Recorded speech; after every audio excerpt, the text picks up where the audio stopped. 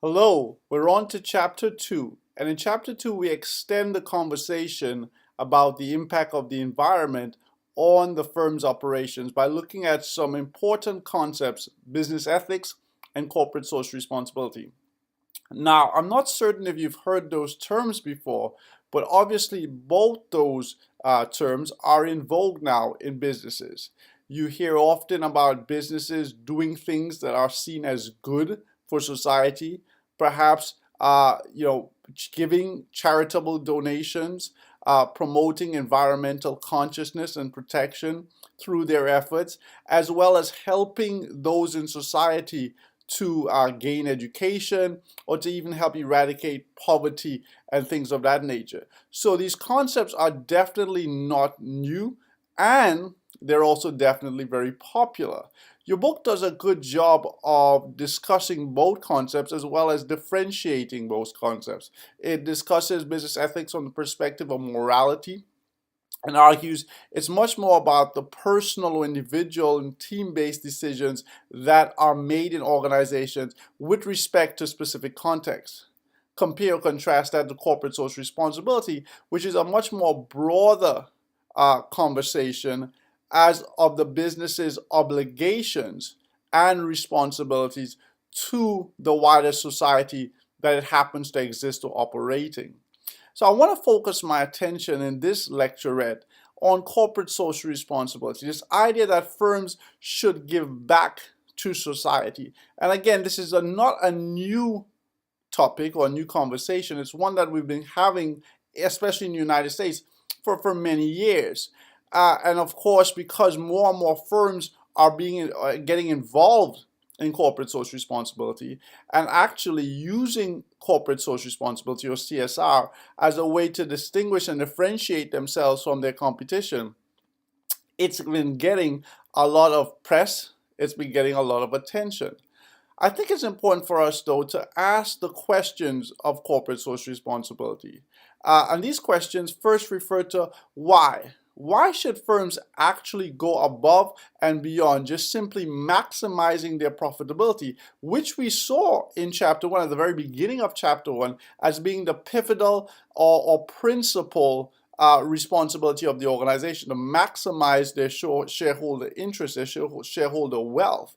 Why should firms go beyond that to not just be ethical or legal, but to also give to society what society cannot necessarily gain beside going through the organization? And so this question of why comes up. And then obviously there is what we call a normative argument or moral argument that suggests that the firm, because it operates in society, just like us as individuals, has this moral or normative obligation to give back. You might have heard the precept of who much is given, much is expected, and that has been used to kind of argue why firms should give back to society. In fact, firms are using the resources of society, as we looked at in chapter 1. They're using the supply, the raw materials from suppliers. They're using the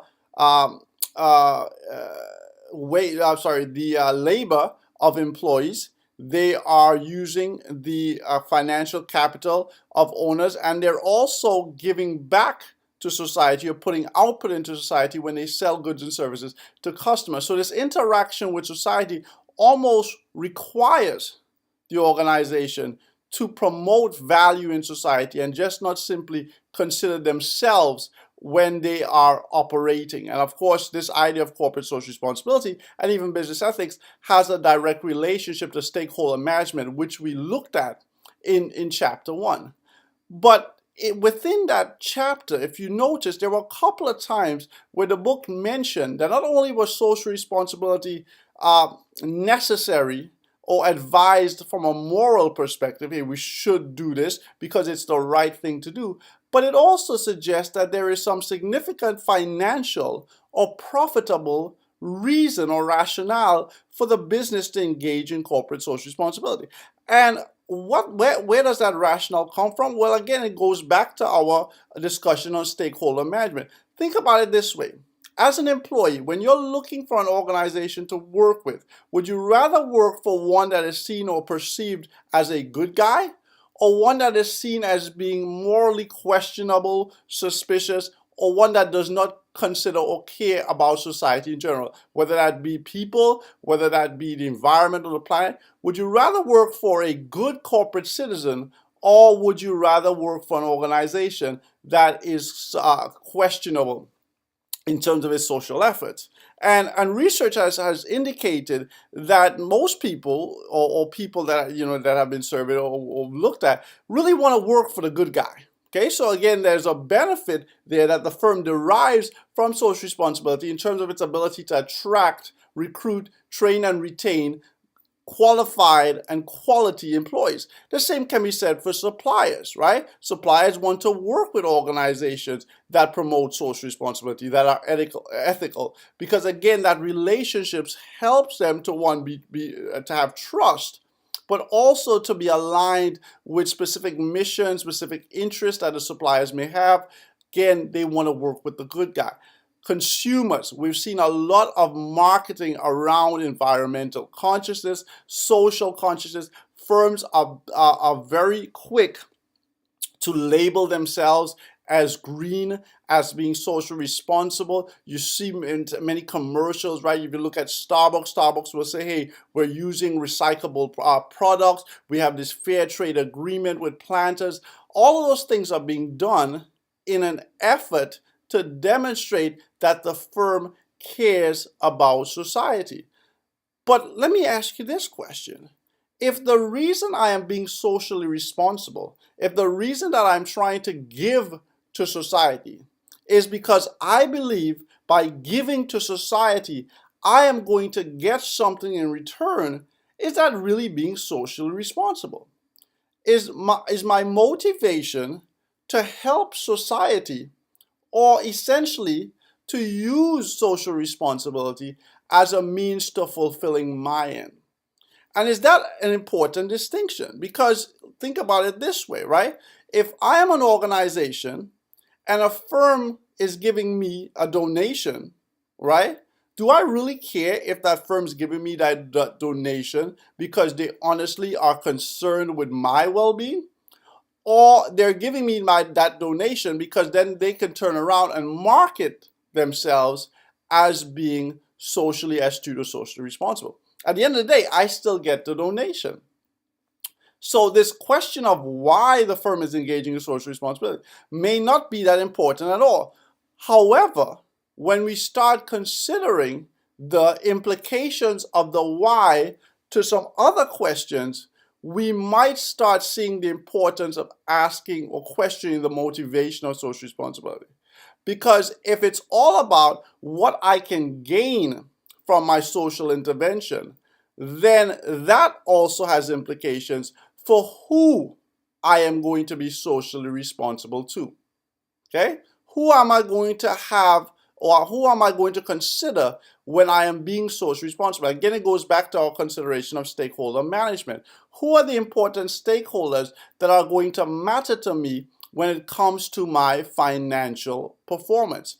And if I am promoting, or if I am doing social responsibility because I believe there is some benefit to my bottom line, then I'm only going to concentrate my efforts on those stakeholders or on those issues that I think are going to give me the biggest bang for my buck.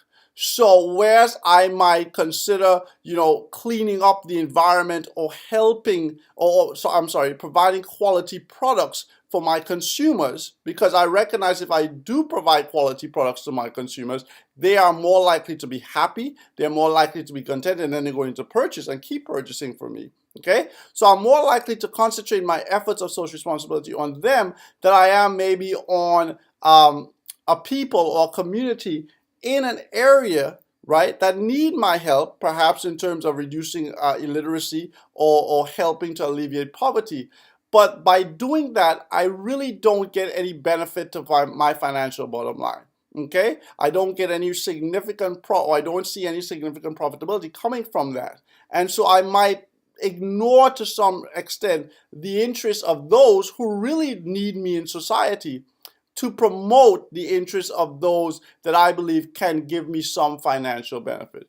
So again, this question of why I'm doing social responsibility has implications to who I am going to be responsible to. Who is my society? If I consider my society to be everyone, right, then that's probably going to come from a motivation of being morally or doing social responsibility because it's the right thing to do. But when I start selecting who my stakeholders are or who I have responsibility to it's probably coming from a motivation of what's in this for me. Okay, and that's the who. Also, we have to start the question, okay, when am I going to do social responsibility?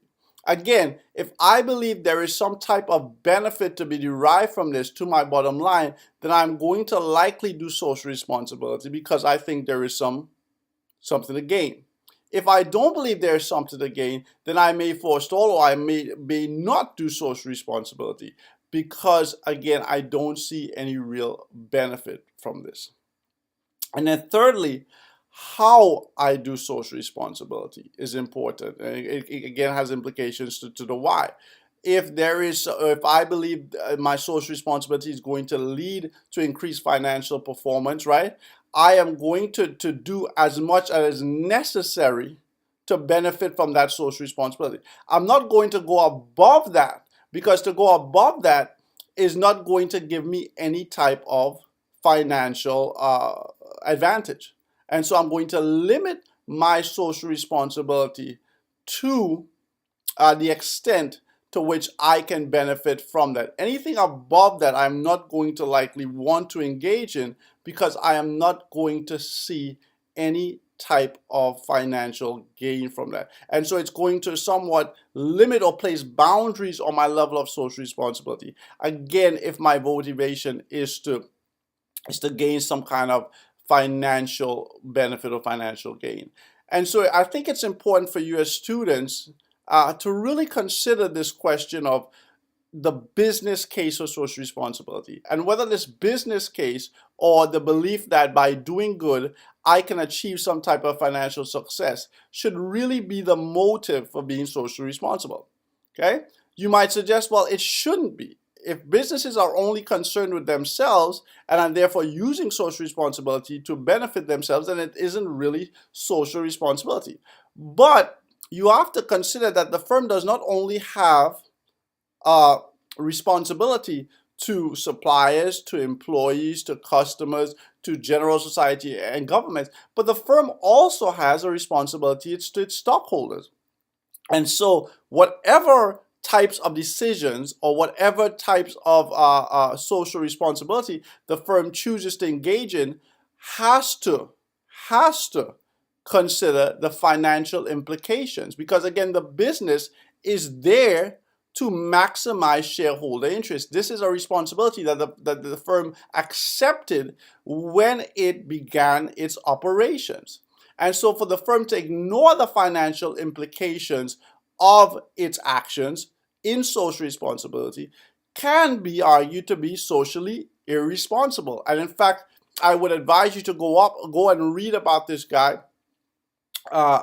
Friedman, right, Thomas Friedman, who argued that very same thing, that social responsibility, or what is characterized as social responsibility, is not proper. It's actually what he used the term subversive, because it uses the financial capital, the investment by stockholders, to engage in practices that are not seeking their best interest. So the firm is trying to look good, or the firm might actually want to do what's good for society. But if by doing that, the firm is actually losing money and gaining nothing in terms of its profitability, then what the firm is doing is infringing upon its responsibility and its obligation to its stockholders. So it kind of adds a whole lot of complexity to this area of CSR, and I think that's okay, because oftentimes you'll hear people say, "Oh, of course, firms should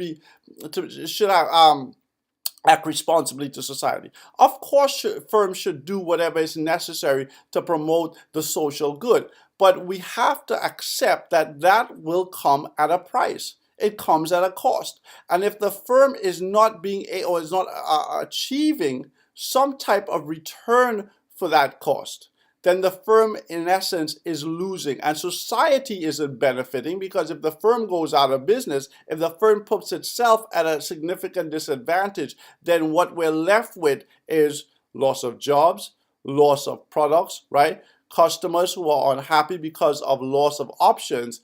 And so by us trying to promote this social justice, we might actually be hurting society. So when you think about social responsibility, I really want you to think about that business case of social responsibility. Does it matter?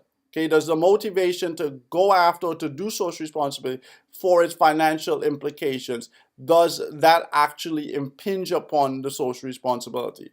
Does that motivation, though, also have implications for who gets served, who the firm takes notice of, whose interest the firm goes after when it deals with society, right? How the firm engages in that social responsibility, to what extent, and also when the firm will engage. Will the firm wait till there's enough pressure placed on it, or will the firm be more proactive and try to use its social responsibility as some type of differentiating advantage? So I think it's an interesting thing to think about, right? It's something that I think you should do some more research in if you really are interested in this field of corporate social responsibility. All right, I hope this helped you to understand the concept a little bit better, and also to have some good deep critical thinking with respect to CSR. Thanks.